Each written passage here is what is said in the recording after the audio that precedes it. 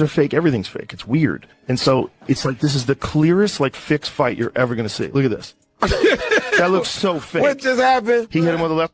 I know. But watch it again. Let's watch it again. Look at this guy holding his hands up and watch. Watch this. He, like, literally shows him his chin. And just goes, like, and he goes down. It's also nuts, right? Just the fact that he's willing to fight the two-time heavyweight champion, former Olympic gold medalist. Yeah. A guy who's gigantic in his pride, built like a Greek god. Yeah. And you're going to stand, and he's a one-punch killer.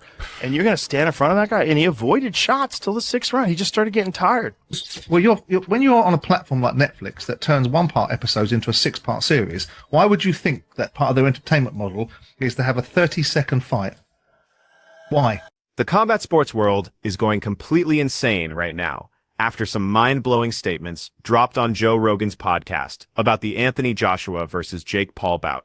And look, if these claims have any truth to them, we're looking at a complete game changer that could flip everything on its head. Word is spreading like wildfire that Anthony Joshua supposedly dropped some bombshell information about Jake Paul attempting to buy him off before their fight, complete with a demand that caught everyone off guard.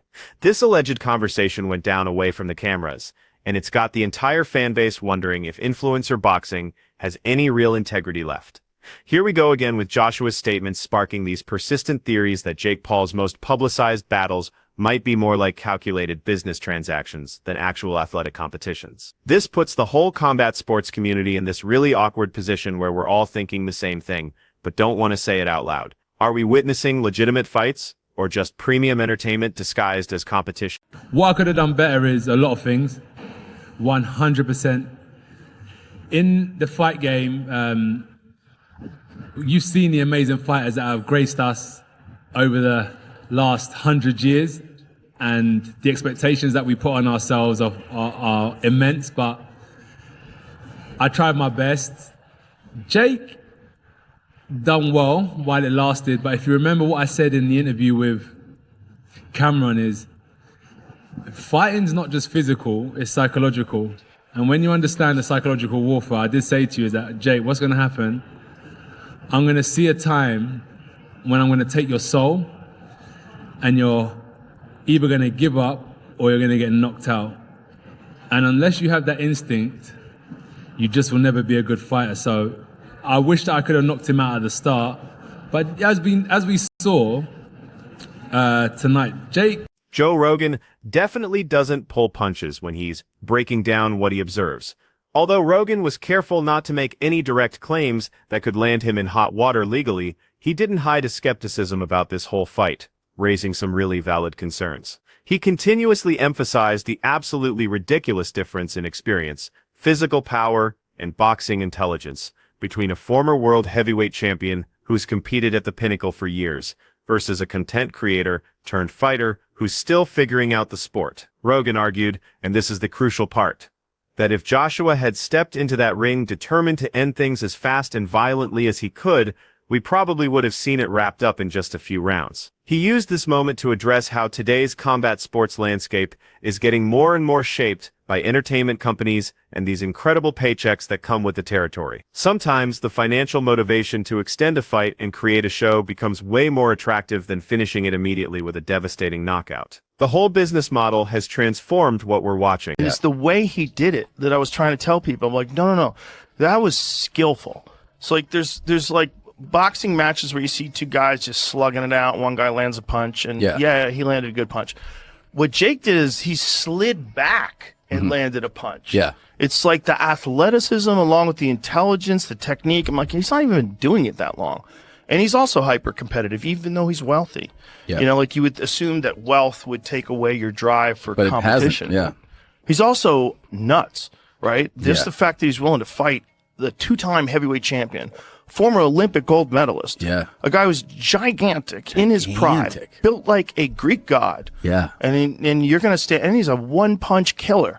And you're going to stand in front of that guy, and he avoided shots till this. Simon Jordan threw even more gasoline on this already massive fire by stating what many were thinking, but afraid to voice that Anthony Joshua had the ability to flatten Jake Paul whenever he wanted during that entire fight, but made a conscious decision to hold back. Jordan broke it down pretty methodically. arguing that the fight needed to go the distance to meet Netflix's demands and their streaming strategy, not boxing's traditional competitive values.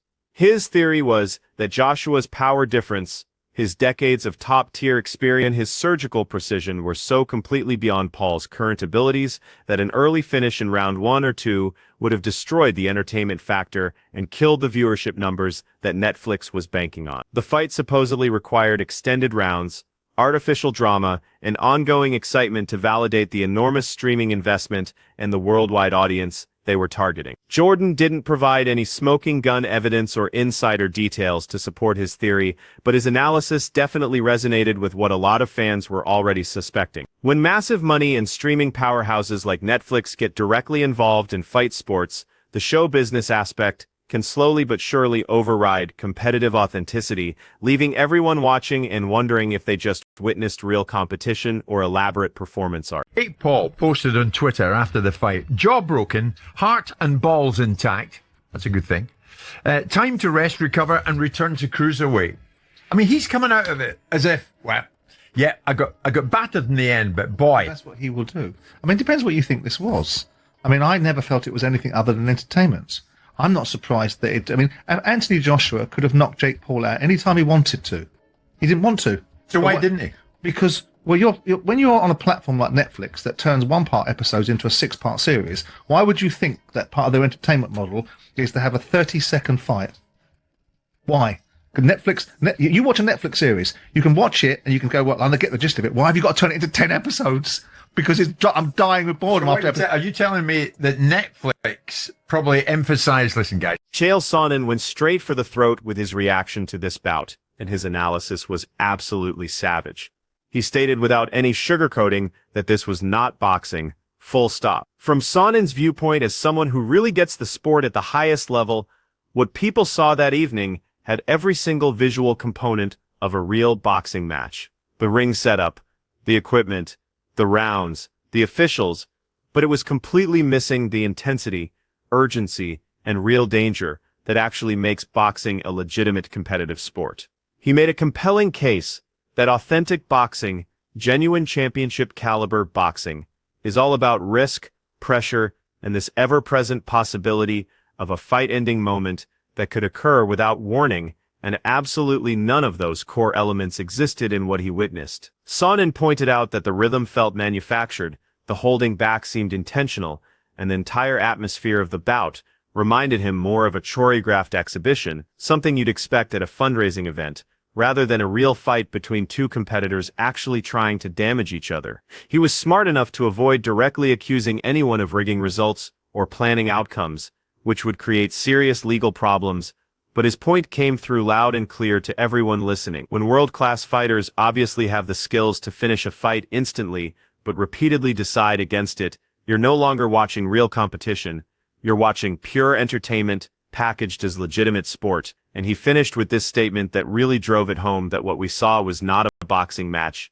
It was something completely different. Jake Paul had a very healthy fear for his life while he was in there. He was running away. He was trying to get distance. Then he was trying to step in to win this contest. And then he's trying to get out of the way so that he doesn't get hurt again. He was fighting. He's got to go forward. So now he's clinched him. Now he's dropping down to his knees. He's going below the waist. He's getting a double leg position. Jake was fighting for his survival. You could see that this animal who's been caged and is just trying to make it through. It was incredible. And any boxer that wants to say, well, that wasn't high-level boxing, go ahead. I won't argue with you. But any human that says that wasn't a fight, yeah, it was a fight. When everything was over, Anthony Joshua showed some genuine honesty and self-reflection about how he actually performed in there, explaining that even though he technically accomplished what he needed to with that 6th-round knockout that everyone witnessed, he really didn't think it represented his best work, and he knew he was capable of much better execution. Joshua acknowledged pretty directly that his performance needed improvement because he had trouble connecting cleanly early on, and he wasn't able to trap Jake Paul as efficiently as most analysts and viewers expected him to, considering the huge gap in their abilities and experience. He classified it as a victory, absolutely, but definitely not a masterpiece by his own measuring stick, and he stressed that significant improvement lies ahead if he wants to reach championship status again. It was refreshingly modest, considering he just knocked out one of the most hyped fighters on the planet right now. Yeah. In awe of the fact that you do what you do. I mean, it's not that hard to get your ass beat. I won 2 rounds and then I got dropped. But it was a great experience. Like, I learned a lot in there. But I had him wobbled at one point. He hit you in the face, and not only did you not get knocked out, you dropped and said, wow. Wow, that was nice. I was on the ground. I was like, that was a good shot. Did he surprise you with his power? He surprised my jaw. It's literally snapped. It's What, like two- a baseball in there. But yeah, I mean, I told everyone, though, that I would do better than Francis and that Francis kind of got no chin. And this is where Jake Paul's promotional brilliance really becomes obvious. Right after his high-profile bout with Anthony Joshua concluded, Jake Paul didn't waste a single second shifting attention away from the defeat and toward his next target, aggressively challenging former UFC heavyweight champion Francis Ngannou, who happens to be one of the most terrifying knockout artists in all of combat sports. During a post-fight media session that was obviously pre-planned, Paul declared that he's prepared and eager to face the most dangerous competitors in combat sports, clearly making a calculated transition from influencer boxing toward mixed martial arts, crossover excitement, which is where the massive paydays are happening right now. This call-out wasn't just random trash talk or wounded pride. It was methodical and business smart, using the enormous mainstream buzz from the Joshua fight to establish himself as a credible challenge to one of MMA's most feared power hitters and keep his name trending. Fans throughout social media responded with this fascinating combination of real anticipation and serious doubt, wondering if Paul could possibly survive Ngannou's world-class striking skills and grappling background that he perfected during his UFC run.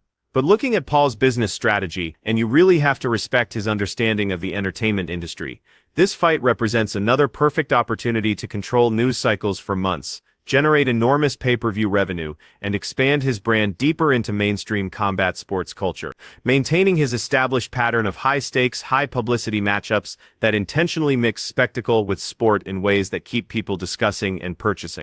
You know, for me, in my opinion, I think it's scripted a little bit because, you know, up the weight difference, and, you know, Joshua is a former, you know, champion.